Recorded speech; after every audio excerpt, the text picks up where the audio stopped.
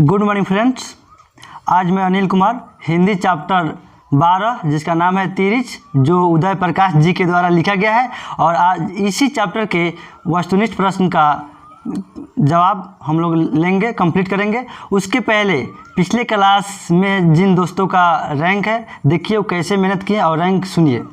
पहला रैंक जिनका है वो उदय गुप्ता विकेश, और द्वितीय रैंक है जो छोटन चंदन, और तृतीय रैंक जो है प्रिया श्रीवास्तव। देखिए इसमें नई बात है कि जो उदय गुप्ता जी हैं वो बहुत जल्दी जवाब दे रहे थे, आंसर दे रहे थे। बहुत अच्छा है, ऐसे ही सबको जवाब दीजिए। चलिए हम लोग क्लास शुरू करते हैं। चलिए दोस्तों, आज हम लोग 30 चैप्टर के ऑब्जेक्टिव क्वेश्चन को कंप्लीट करने वाले हैं, जिसका लेखक है उदय प्रकाश जी, जिनका जन्म 1 जनवरी 1952 ईस्वी को सीतापुर अनूपपुर मध्य प्रदेश में हुआ था। ठीक है। उनके माता पिता का नाम गंगा देवी एवं प्रेम कुमार सिंह जी है।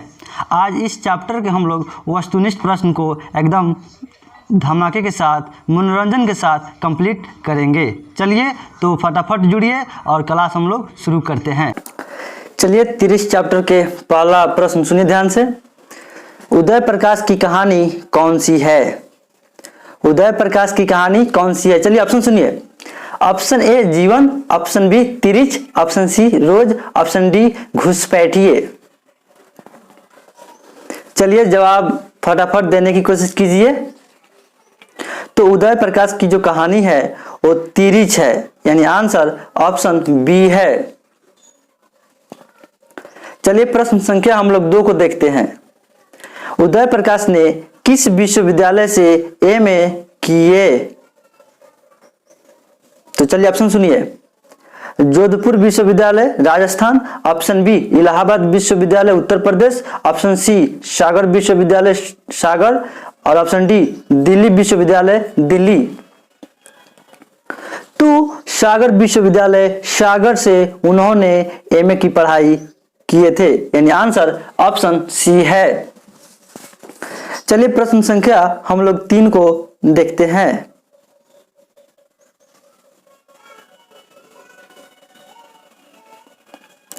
हाँ, प्रश्न संख्या 3। उदय प्रकाश ने किस पत्रिका के संपादन विभाग में काम किया? चलिए ऑप्शन सुनिए। A Dinman, option B India today, option C Pradeep, option D Dharmayug. तो उदय प्रकाश जी ने दिनमान जो पत्रिका है वही विभाग में काम किए, यानी आंसर ऑप्शन ए है। चलिए प्रश्न संख्या हम लोग 4 को देखते हैं। उदय प्रकाश जी ने किस अंग्रेजी पत्रिका का संपादन किया?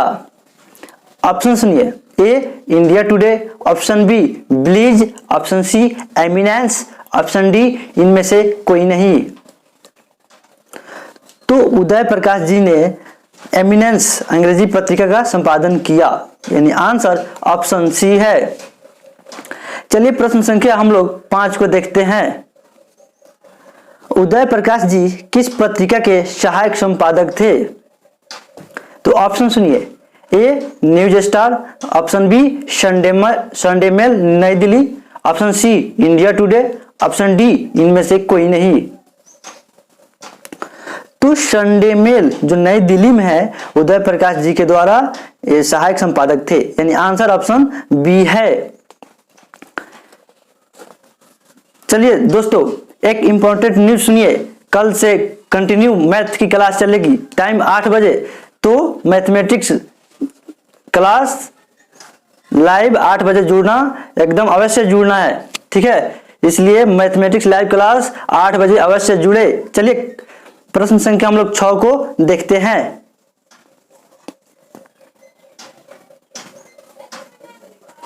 लेखक को किसने बताया कि तिरिच में काले नाग से 100 गुना ज्यादा जहर होता है?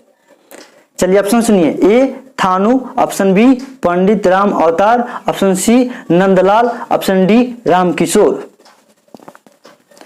तो थानू ने कहा कि तिरिच में काले नाग से 100 गुना ज्यादा जहर होता है, यानी आंसर ऑप्शन ए है।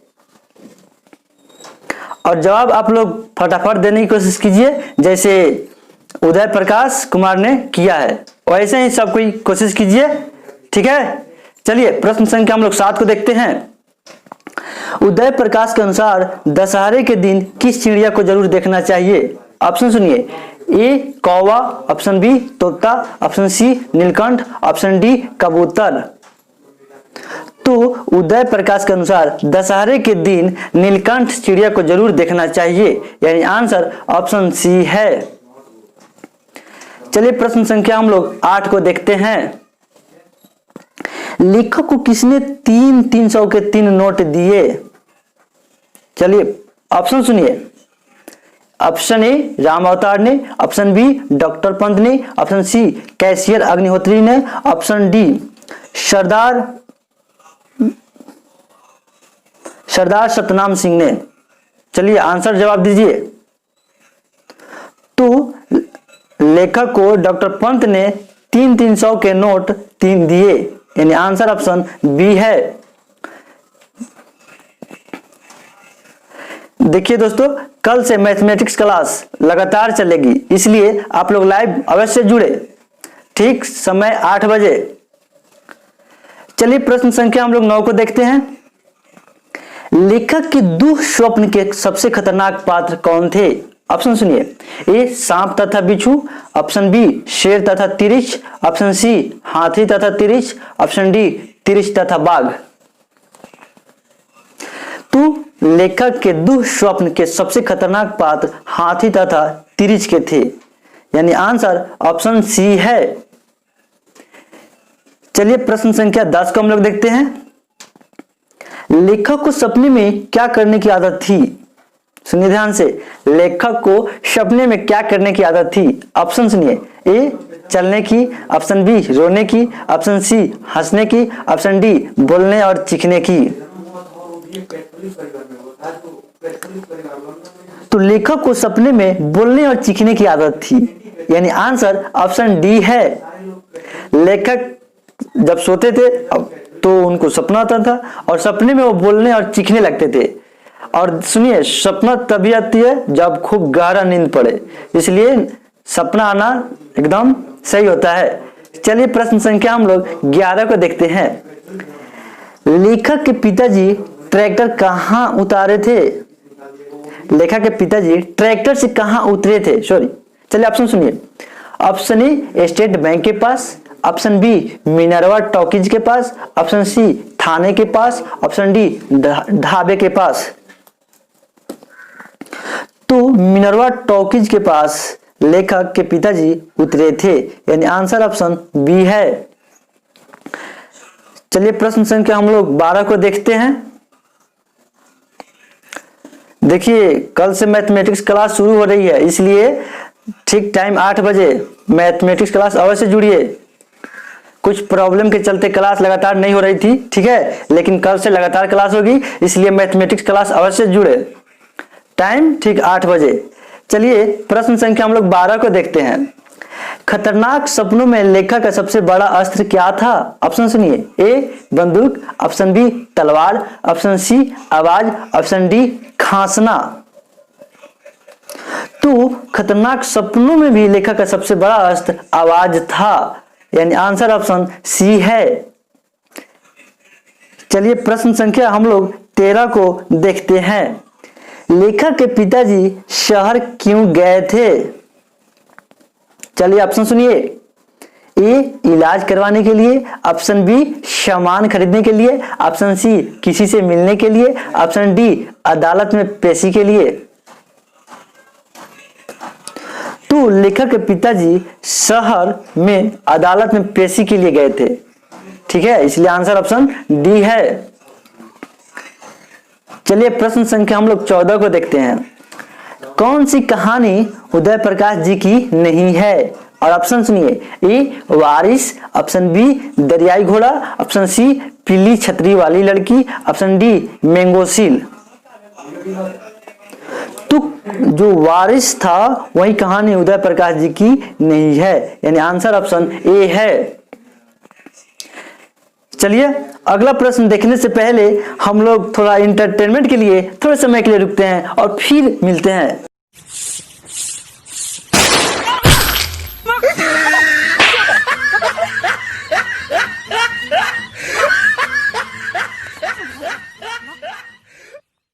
या फैंटास्टिक, झकास। चलिए प्रश्न संख्या अब हम लोग 15 देखते हैं छोटे से ब्रेक के बाद। लेखक के पिताजी को बचपन में किस रोग की शिकायत थी? सुनिए ध्यान से, प्रश्न संख्या 15। लेखक के पिताजी को बचपन में किस रोग की शिकायत थी? चलिए ऑप्शन सुनिए ध्यान से। ऑप्शन ए पीलिया, option B appendicitis, option C anaemia, option D क्षय रोग। तो लेखक के पिताजी को बचपन से ही एपेंडिसाइटिस की शिकायत थी, यानी आंसर ऑप्शन बी है। चलिए प्रश्न संख्या हम लोग 16 को देखते हैं। तिरिच कहानी के पिताजी का नाम क्या है? चलिए ऑप्शन बोलते हैं, सुनिए ध्यान से। Option A Ramnihal Prasad, option B Ramswarath Prasad, option C Ramkishor Prasad, option D Rambali Prasad. तो रामस्वारथ प्रसाद जो तिरछी कहानी के पिताजी का नाम है, यानी आंसर ऑप्शन बी है। चलिए प्रश्न संख्या हम लोग 17 को देखते हैं। कहानीकार तिरिच की लाश को जलाने जंगल में किसके साथ गया था? सुनिए ध्यान से और ऑप्शन बोलिए फटाफट। चलिए option A Shanu, option B Bhanu, option C Thanu, option D Krishanu. तो थानु जो कहानीकार तिरिच की लाश को जलाने के लिए जंगल में थानु के साथ गया था, आंसर ऑप्शन सी है। चलिए प्रश्न संख्या हम लोग 18 को देखते हैं।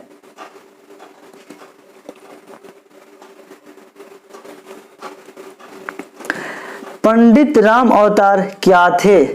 चलिए ऑप्शन सुनिए। ए ज्योतिषी, ऑप्शन बी वैद्य, ऑप्शन सी राजनेता, ऑप्शन डी ज्योतिषी और वैद्य। तो पंडित राम अवतार ज्योतिषी और वैद्य थे, यानी आंसर ऑप्शन डी है। चलिए प्रश्न संख्या 19 को हम लोग देखते हैं। तिरिच कहानी के कहानीकार कौन है? चलिए ऑप्शन सुनिए। A Uday Prakash, option B Balkrishna Bhatt, option C Chandradhar Sharma Guleri, option D Sachchidanand Hiranand Vatsyayan Agyeya. तो तिरिच कहानी के लेखक का नाम उदय प्रकाश है, यानी आंसर ऑप्शन ए है। चलिए प्रश्न संख्या हम लोग 20 को देखते हैं। कौन सी कृति उदय प्रकाश की नहीं है? चलिए ऑप्शन सुनिए ध्यान से। ऑप्शन ए पीली छतरी वाली लड़की, ऑप्शन बी पॉल गुमरा का स्कूटर, ऑप्शन सी टूटा हुआ पुल, ऑप्शन डी और पंत में प्रार्थना। तो टूटा हुआ पुल जो कृति है उदय प्रकाश जी की नहीं है, यानी आंसर ऑप्शन सी है। चलिए प्रश्न संख्या हम लोग 21 को देखते हैं। तिरिच कैसी कहानी है? चलिए ऑप्शन सुनिए। ए मिथकीय, ऑप्शन बी मनोवैज्ञानिक, ऑप्शन सी सांस्कृतिक, ऑप्शन डी प्रतीकात्मक। तो जो तिरिच कहानी है वो प्रतीकात्मक है, यानी आंसर ऑप्शन डी है। चलिए इसी के साथ प्रश्न संख्या हम लोग 22 को देखते हैं। पिताजी की मृत्यु कैसे होती है? चलिए ऑप्शन सुनिए। ए तिरिच के कटने से, ऑप्शन बी धतूरे के जहर से, ऑप्शन सी दुर्घटना से, ऑप्शन डी मानसिक सदमे और अधिक रक्तस्राव से। तो जो पिताजी की मृत्यु होती है वो मानसिक सदमे और अधिक रक्तस्राव से, इसलिए आंसर ऑप्शन डी है। देखिए कल मैथमेटिक्स की क्लास शुरू होने वाली है, इसलिए आप लोग भूलिएगा नहीं, टाइम 8 बजे से मैथमेटिक्स क्लास अवश्य देखिएगा और लगातार क्लास चलेगी। कुछ प्रॉब्लम के चलते क्लास नहीं हो रही थी, ठीक है। चलिए हम लोग प्रश्न संख्या 23 को देखते हैं। उदय प्रकाश का जन्म कहाँ हुआ था? चलिए ऑप्शन सुनिए। ए 1 जनवरी 1952 को, ऑप्शन बी 20 फरवरी 1948 से, ऑप्शन सी 18 जून 1944 को, ऑप्शन डी 12 जुलाई 1944 को। तो ये 1 जनवरी 1952 को उदय प्रकाश जी का जन्म हुआ था, यानी आंसर ऑप्शन ए है। चलिए प्रश्न संख्या हम लोग 24 को देखते हैं। देखिए एकदम इंटरटेनमेंट के साथ पढ़ाई कीजिए, चाहे वो कोई भी सब्जेक्ट हो, ठीक है। चलिए प्रश्न संख्या हम लोग 24 देखते हैं। कौन सी कृति उदय प्रकाश की है? चलिए ऑप्शन सुनिए। इसमें बताना है कि इसमें कौन सा जो रचना है, कृति है, उदय प्रकाश जी के द्वारा लिखा गया है। ऑप्शन ए रिच, ऑप्शन बी दरियाई घोड़ा, ऑप्शन सी लिहाफ, ऑप्शन डी नीली झील। तो दरियाई घोड़ा जो उदय प्रकाश जी के द्वारा लिखा गया है, यानी आंसर ऑप्शन बी है। चलिए प्रश्न संख्या देखते हैं 25 प्रश्न। तिरिच के लेखक कौन है? चलिए ऑप्शन सुनिए ध्यान से। Option A Malayaj, option B Mohan Rakesh, option C Uday Prakash, option D Bhagat Singh. तो तिरिच के लेखक उदय प्रकाश जी है, यानी आंसर ऑप्शन सी है। चलिए प्रश्न संख्या हम लोग 26 को देखते हैं। तिरिच क्या होता है? अब ऑप्शन सुनिए। ए जंगली सांप, ऑप्शन बी दरियाई घोड़ा, ऑप्शन सी भेड़िया, ऑप्शन डी विष खापर जिसको जहरीला लिजार्ड भी कहते हैं। चलिए बताइए फटाफट जवाब। तो तिरिच जो होता है ना वो विष खापर होता है, और विष खापर को ही जहरीला लिजार्ड कहते हैं। बता दे कि जो लिजार्ड होता है ना उसको हिंदी में छिपकली कहते हैं। ठीक है, तो तिरिच क्या होता है? विष खापर यानी विष खाने वाला, जिसको जहरीला लिजार्ड भी कहा जाता है। आंसर ऑप्शन डी है। चलिए प्रश्न संख्या हम लोग 27 को देखते हैं। अरेबा परेबा उदय प्रकाश की कैसी कृति है? ये जो अरेबा परेबा है वो उदय प्रकाश जी के द्वारा लिखा गया है, लेकिन बताना है कि वो कैसी कृति है। चलिए ऑप्शन सुनिए। ए उपन्यास, ऑप्शन बी कहानी संग्रह, ऑप्शन सी कविता संग्रह, ऑप्शन डी इनमें से कोई नहीं। तो जो अरेबा परेबा जो उदय प्रकाश जी के द्वारा लिखी गई है वो कहानी संग्रह है, यानी आंसर ऑप्शन बी है। चलिए प्रश्न संख्या 28 को हम लोग देखते हैं। कहानीकार को सपने में बोलने और चीखने की आदत है, यह किसने बतलाया? ऑप्शन सुनिए। एक कहानीकार के पिता ने, ऑप्शन बी कहानीकार की मां ने, ऑप्शन सी कहानीकार के भैया ने, ऑप्शन डी कहानीकार के चाचा ने।